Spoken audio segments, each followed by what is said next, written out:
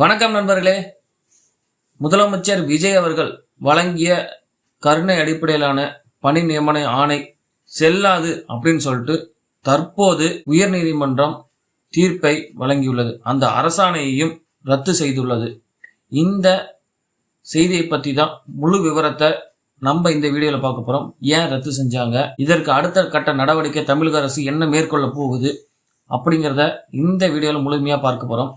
நம்ம daily focus update சேனலை இன்னும் சப்ஸ்கிரைப் பண்ணாமல் இன்னும் இந்த வீடியோவை பார்த்துட்டு இருந்தீங்கன்னா சப்ஸ்கிரைப் பண்ணிட்டு பாருங்கள். இந்த சேனல் மூலிமா சில முக்கிய தகவல்கள் நம்ம பகிர்ந்துட்டு இருக்கோம். அது கண்டிப்பாக உங்களுக்கு பயனுள்ளதாக அமையும். செப்டம்பர் மாதம் ஆட்சிக்கு வரத்துக்கு முன்னாடி கரூரில் கூட்டம் நடந்துச்சு. அந்த கூட்ட நெரிசலில் கிட்டத்தட்ட 41 பேர் உயிரிழந்தாங்க. அந்த 41 பேரினுடைய குடும்பங்களுக்கு, அதாவது 31 பேர், அந்த 41 பேரை சேர்ந்த குடும்பங்கள்ல இருந்த 31 பேருக்கு கருணை அடிப்படையில் இப்போ ஆட்சிக்கு வந்ததுக்கு அப்புறம் பணி வழங்குறேன்னு சொல்லிட்டு அவங்க விஜய் அவர்கள் பணி நியமன ஆணையை இப்போ ரீசெண்டாக ஜூலை 10ஆம் தேதி 31 பேருக்கும் ஆணை கொடுத்தாங்க. அதுலேயே ஒரு சின்ன பிரச்சனை வந்துச்சு. கொடுக்கறதுக்கு முன்னாடியே என்னன்னா, உயர்நீதிமன்றத்தில் சில பேர் மனு தாக்கல் பண்ணாங்க, அந்த மாதிரி கொடுக்கக்கூடாது அப்படின்னு சொல்லிட்டு. அதற்கு உயர்நீதிமன்றம், அதாவது சென்னை உயர்நீதிமன்றத்தினுடைய மதுரை கிளை ஒரு தீர்ப்பு கொடுத்துச்சு. என்னன்னா, இந்த நீங்கள் கொடுக்கக்கூடிய பணி நியமனங்கிறது ஒரு தற்காலிகமான பணி நியமன ஆணையாக தான் இருக்கணும். அதுவும் அது உயர்நீதிமன்றத்தினுடைய தீர்ப்புக்கு உட்பட்டது அப்படின்னு சொல்லி தான் அந்த ஆணையவே கொடுக்க சொல்லியிருந்தாங்க. அதே பிரகாரம் தான் அவங்களுக்கு எல்லாத்துக்குமே தற்காலிக பணி நியமன ஆணை வழங்கப்பட்டது. இப்போ இன்று ஜூலை 27, ஒரு மாதம் கூட அவங்களாம் இன்னும் சம்பளம் வாங்கியிருக்க மாட்டாங்க. அதுக்குள்ளார தீர்ப்பு வந்திருக்கு. அதாவது முதலமைச்சர் விஜய் அவர்கள் கொடுத்த அந்த பணி நியமன ஆணை செல்லாது அப்படின்னு சொல்லிட்டு அந்த அரசாணையுமே ரத்து பண்ணிட்டாங்க உயர்நீதிமன்றம். இப்போ அடுத்த கட்ட நடவடிக்கையா தமிழக அரசு என்ன மேற்கொள்ள போகுதுன்னா, சட்டத்துறை அமைச்சர், அதாவது மின்சாரம் மற்றும் சட்டத்துறை அமைச்சர் நிர்மல்குமார் அவர்கள் உச்ச நீதிமன்றத்தில் இந்த மனுவை தாக்கல் பண்றதுக்கு ரெடி ஆகிறாங்க. அநேகமாக நாளைக்கே உச்ச நீதிமன்றத்தில் இவங்க மேல்முறையீடு பண்ண போறாங்க. என்னன்னா, இந்த உயர்நீதிமன்றத்தினுடைய தீர்ப்புக்கு தடை வழங்கக்கூடியதான் ஃபர்ஸ்ட் கேட்பாங்க. என்னன்னா, இந்த தீர்ப்பை பொறுத்தவரையிலும் பணி நியமன ஆணை பெற்ற 31 பேரையும் இந்த வழக்குல சேர்க்கல, முதல் காரணம். அடுத்தது, அவங்க கிட்ட எந்த ஒரு கருத்துமே கேட்கல. அடுத்தது, அவங்களுடைய வாழ்வாதாரம் பாதிக்கப்படும். அடுத்தது பார்த்தீங்கன்னா, இந்த பணி நியமன ஆணையை பொறுத்தவரையிலும் வேலை வாய்ப்பு வழங்குறதுல அமைச்சரவைக்கு சிறப்பு அதிகாரம் உண்டு.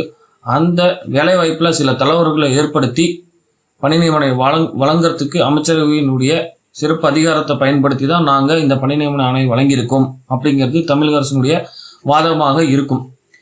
இப்போ உயர்நீதிமன்றம் என்ன சொல்லி இந்த அரசாணையை ரத்து பண்ணியிருக்காங்க அப்படின்னா, அரசியலமைப்பு சட்டம் 14, இந்த சட்டத்தை குறிப்பிட்டிருக்காங்க அந்த தீர்ப்புல.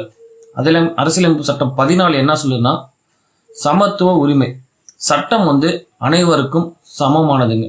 எனக்கும் சமம், உங்களுக்கும் சமம், அனைவருக்கும் சமம். அதாவது ஒரு வேலை வாய்ப்பை பொறுத்தவரையிலும் அந்த வேலை வாய்ப்பை பெறுறதுல அனைவருக்கும் ஒரு சமமான உரிமையை ஏற்படுத்தும். அதே மாதிரிதான் அரசியலமைப்பு சட்டம் 16 சொல்லுது. என்னதுன்னா, பொது வேலை வாய்ப்பை பொறுத்தவரையிலும் அனைவருக்கும் சம வாய்ப்பு, சம உரிமையை அரசு வழங்க வேண்டும். இந்த சட்டத்தை பயன்படுத்தி தான் இந்த தீர்ப்பையே கொடுத்துருக்காங்க. அதாவது யாரும் அரசு நினைச்சா ஒரு அரசாங்க சொத்து, இந்த வேலை வாய்ப்புங்கிறது ஒரு பொதுவான சொத்தை அரசு நினைச்சா யாருக்கு வேணா எடுத்து கொடுத்துட முடியாது. ஒரு எக்ஸாம் வச்சு யாருக்கு எலிஜிபிள் இருக்கோ அவங்களுக்கு கொடுக்கணும் அப்படிங்கிறது தான் பொது வேலை வாய்ப்பை பொறுத்தவரையிலும் இப்படிதான் கொடுக்கணும் அப்படின்னு சொல்லி ரூல்ஸ் இருக்கு. அந்த பொது சொத்தை யாரும் அரசு நினைக்கிறவங்களுக்குலாம் எடுத்து கொடுக்க கூடாது அப்படிங்கிறது தான். பொது வேலை வாய்ப்பை பொறுத்தவரைக்கும் அனைவருக்கும் சம உரிமை அரசு வழங்க வேண்டும். இந்த சட்டத்தை பயன்படுத்தி இந்த தீர்ப்பை கொடுத்துருக்காங்க.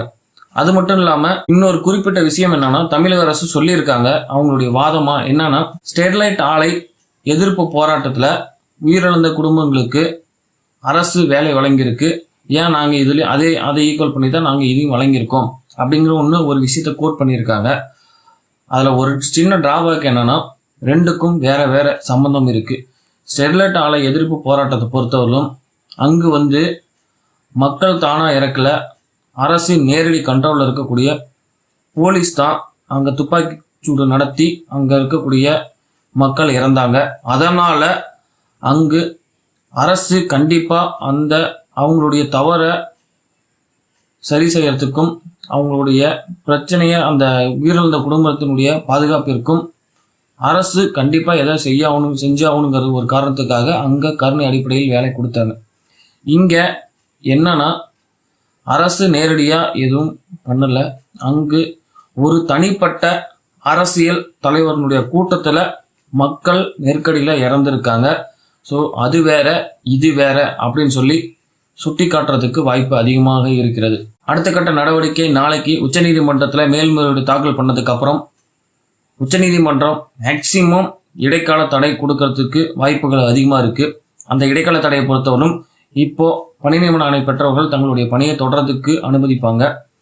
ஆனா எப்ப வேணாலும் இறுதி தீர்ப்பு எப்படி வேணா வரலாம். அந்த தீர்ப்புல என்ன சொல்லுவாங்கங்கிறது அந்த கட்டுப்பாடுக்கு இந்த பணி நியமனை உட்பட்டது அப்படிங்கிறத கண்டிப்பா இடைக்கால தடையில சொல்லுவாங்க.